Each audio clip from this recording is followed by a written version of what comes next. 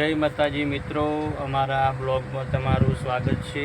તમે જોઈ શકો છો આ લક્ષ છે। લક્ષ જય માતાજી બોલો। જય માતાજી। તો મિત્રો તમને આજે લક્ષ એક વાર્તા કહેશે તો તમે સાંભળજો।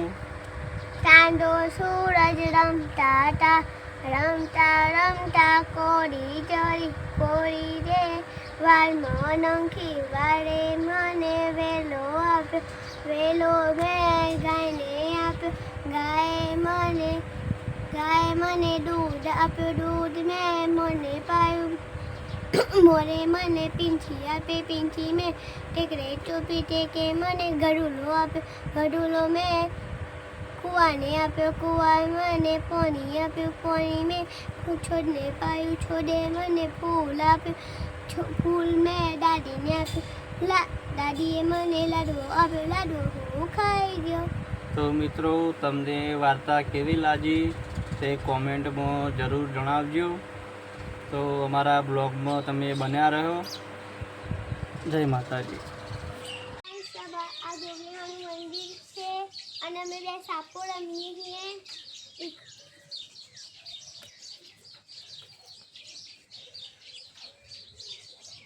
દુકાનમાંથી બહાર નીકળ્યો છું, તે મારી બેને લેશન આપ્યું છે, એ લેશન કરવા હું ઘરમાં જાઉં છું દફતર લેવા।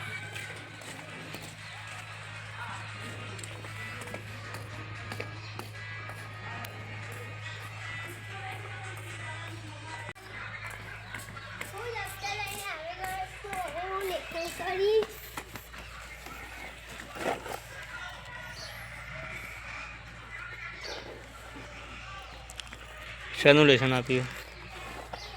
ગુજરાતીનો ફકરો।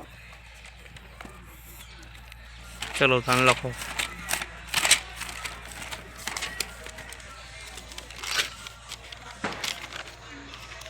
તો દિવાળી મેં વિશે લખ્યું છે, જો તમને સંભળાવું। દિવાળી આસો મહિનાની આવે છે, નવરાત્રિ પછી લોકો દિવાળીની તૈયારી કરે છે, તેઓ ઘરની સફાઈ કરે છે, ઘર રંગાવે છે, વાસણો મંજીને ચકિત કરે છે, નવા કપડાં, વાસણો, ફટાકડા વગેરેની ખરીદી કરે છે, જાત જાતની મીઠાઈઓ બનાવે છે।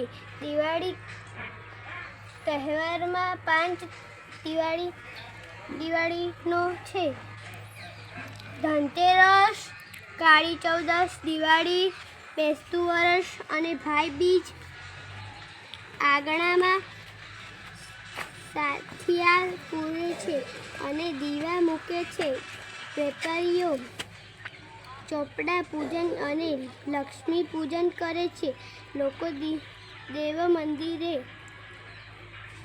મંદિરે દર્શન કરવા જાય છે। બેસતા વર્ષના દિવસે લોકો એકબીજાને સાલ મુબારક કહે છે, કેટલાક લોકો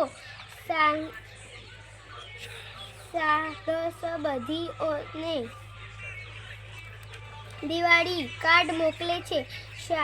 શાળામાં દિવાળીની રજા હોય છે, તેમને નવા કપડાં પહેરે, ફટાકડા ફોડવાની ઘણી મજા પડે છે। દિવાળી આપણો મોટો ધાર્મિક તહેવાર છે।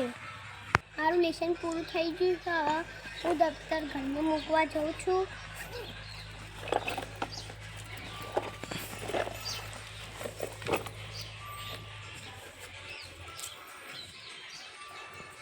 તો મિત્રો આટલાથી અમારો બ્લોગ સમાપ્ત કરીએ છીએ। તમને અમારા વિડીયો ગમતા હોય તો લાઈક કરો, શેર કરો અને કોમેન્ટ કરો।